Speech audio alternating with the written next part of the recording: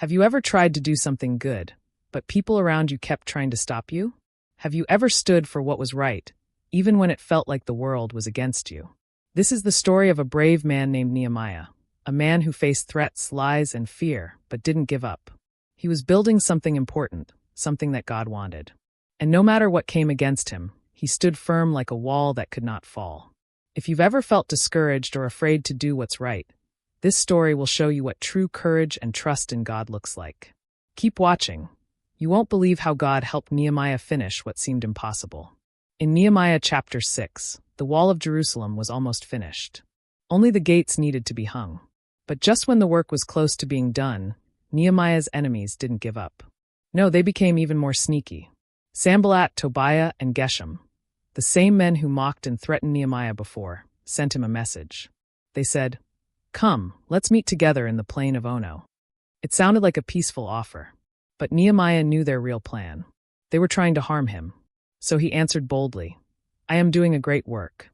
Why should I stop and come down to you?" Can you imagine that?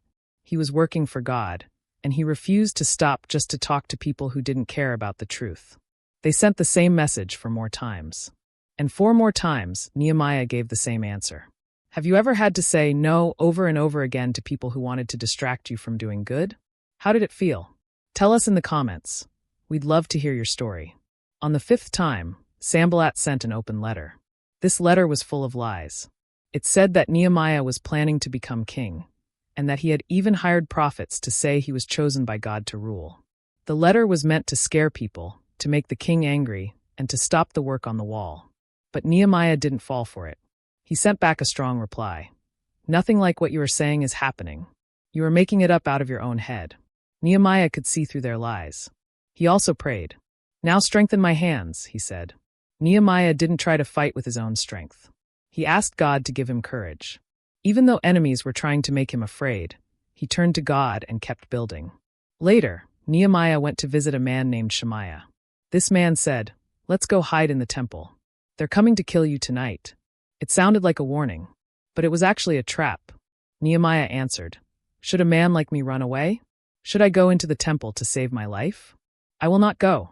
He realized that Shemaiah had been hired by Tobiah and Sanballat to trick him into sinning by hiding in a place where he wasn't supposed to go.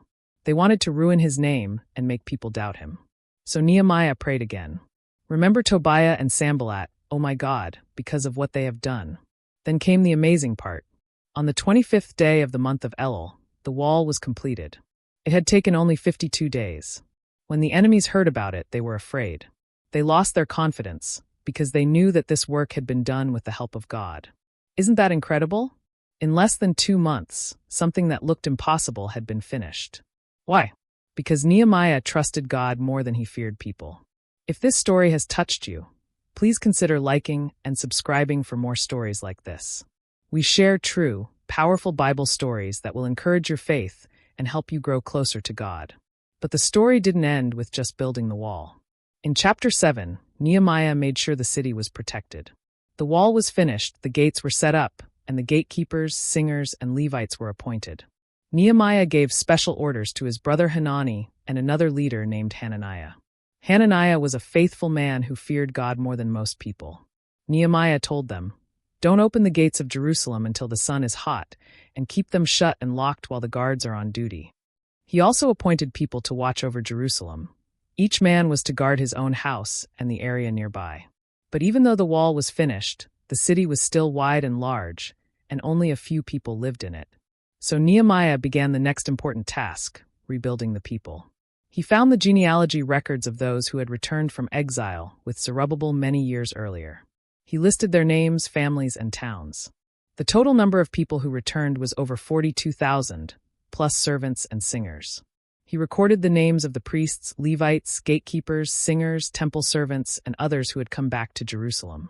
He even listed how much gold, silver, and clothing they had given to help rebuild the temple of God. Why did Nehemiah do all this?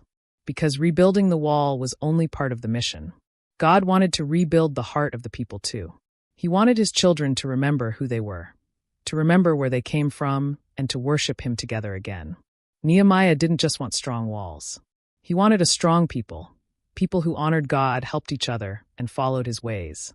Have you ever thought about how God is not only building things around you, but also building something inside you? What do you think God is building in your heart right now? Share in the comments, we'd love to know. This story reminds us of something very powerful.